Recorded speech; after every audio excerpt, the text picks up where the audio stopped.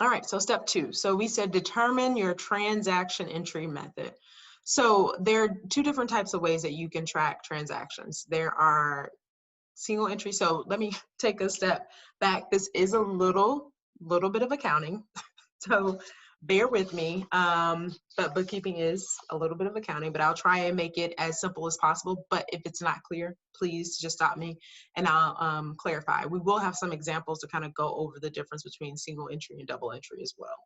So single entry has basically 1 entry per transaction. This is typically best for businesses who have simple expenses and no employees, right? So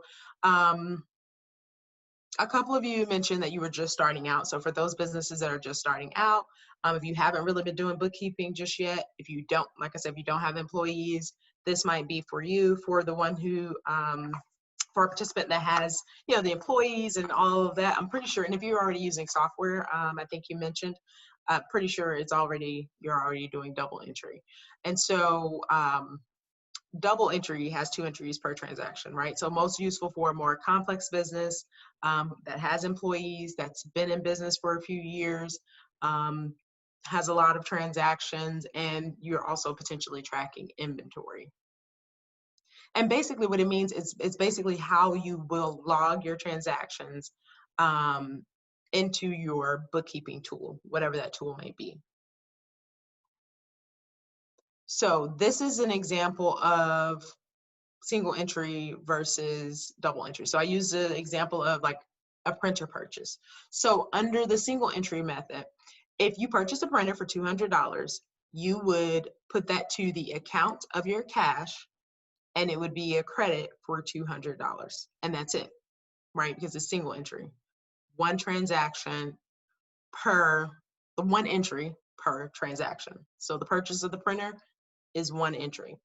Under double entry, the printer purchase for $200, you would credit cash for $200, but then you would alternatively increase your assets and debit the assets by $200. So it's almost like it's a mirroring transaction to show that, hey, yes, my cash decreased, but I also increased my assets, right? Because a printer, you know, would be an asset.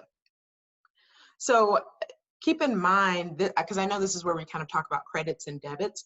And just note that a debit, like we said in this particular case, increases both the asset and expense accounts, right? And so asset accounts are on your balance sheet, your expense accounts are on your income statement. And I do just want to pause. Everybody's clear on financial statements, no questions on that, because I think you did do a session on that, correct? Little thumbs up. Just want to make sure. Okay, perfect.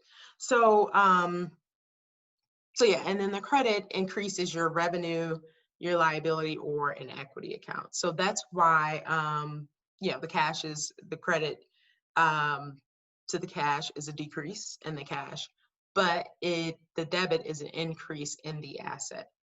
So again, I'm breaking it down very simple for those who are interested or maybe already doing their own bookkeeping and not necessarily using a software. When you're using a software tool, it will do some of this for you, but I think it's helpful to still understand some of these accounting basics as it relates to doing your bookkeeping.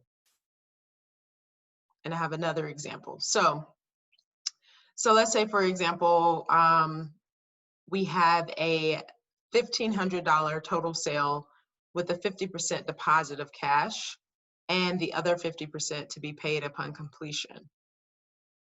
Any idea, any takers on what a single entry method of this would look like? Like what would be the account and what would be the amount? So for the single entry, we would have a debit to cash, right, for $750, because remember it's a 50% deposit of cash. So $750 debit to cash, and then $750 credit for accounts receivable. Under the double entry method, we would have a credit to revenue and sales for $1,500. So keep in mind in a double entry, you're recognizing the revenue. And so you're going to credit the $1,500 for revenue and then debit the cash and accounts receivable, such that when you get the accounts receivable, then you would obviously add that in and update the cash as well.